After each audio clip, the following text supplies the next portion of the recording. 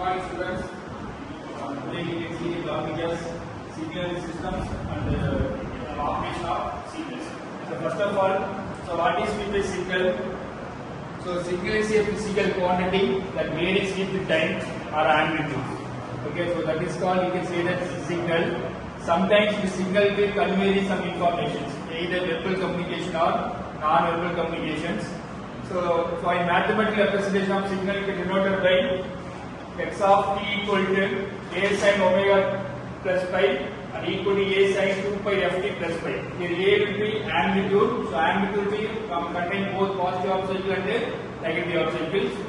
And then sin will be mathematical representation of sine signals, and omega will be angular frequency. And omega we can denote by omega equal to 2 pi f. And f is called frequency, and the frequency and time period both will be inversely proportional. And the unit of the frequency is hertz.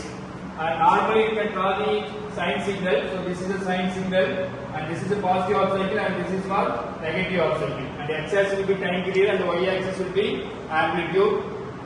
And each universally we have it only for sine wave only. From the sine wave only we can be generating remaining waves like square wave, triangle wave, star tube wave only generated from the only from sine waves. Okay, you can adding or multiplying number of sine waves, you can getting the square waves or triangular waves. Okay, so the sine wave represented in mathematical equation x of t equal to a sin omega t plus pi.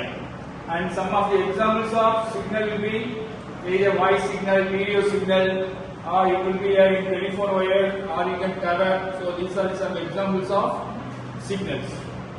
And the signal can be classified based on the dimensions. Okay, either it's a one-dimensional signal or two-dimensional signals or multi-dimensional signals. So based on the depends upon the number of variables. For example, you can take a signal f of x.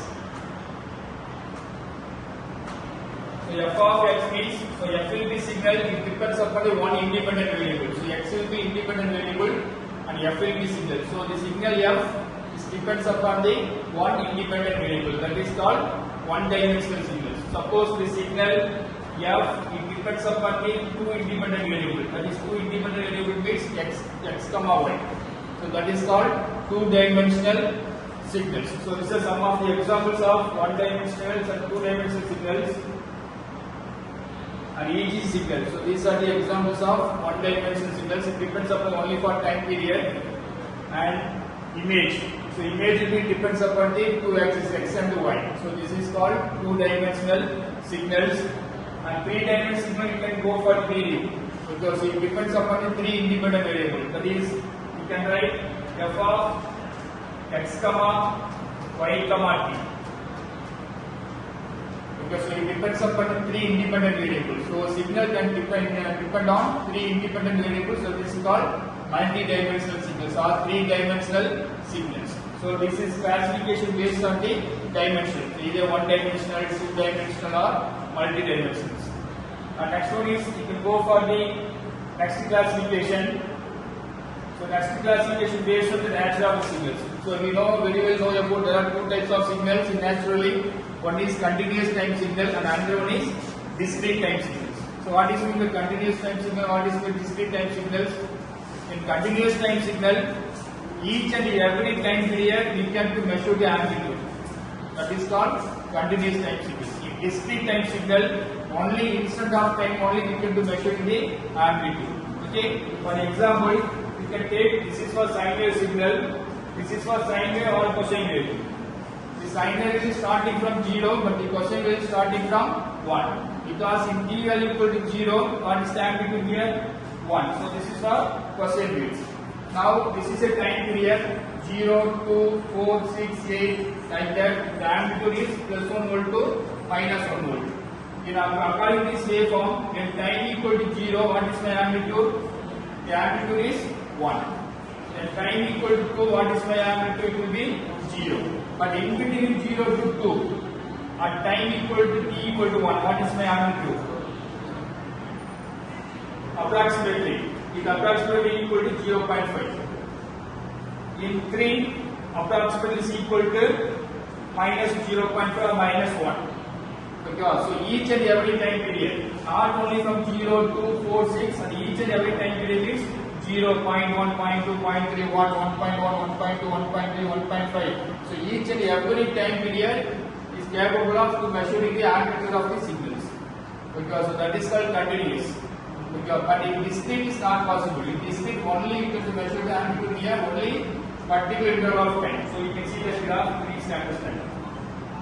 Okay. So in this graph, when time equal to 0, my amplitude is 1. When time equal to 1, the amplitude is 3. When time equal to 2, the amplitude is 2. Okay, only particular time interval 0, 1, 2, 3, minus 1, minus 2, minus 3. So only particular interval of time only we can do measuring the, we know about the amplitude values. But we don't know between 1.5. In 1.5, what is my amplitude? We don't know.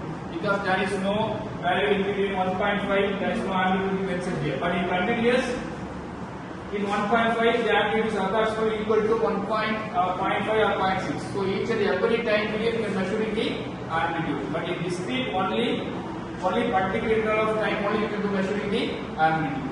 Okay, so this is the difference between continuous time signals and the discrete time signals. And next we can move into the elementary of signals.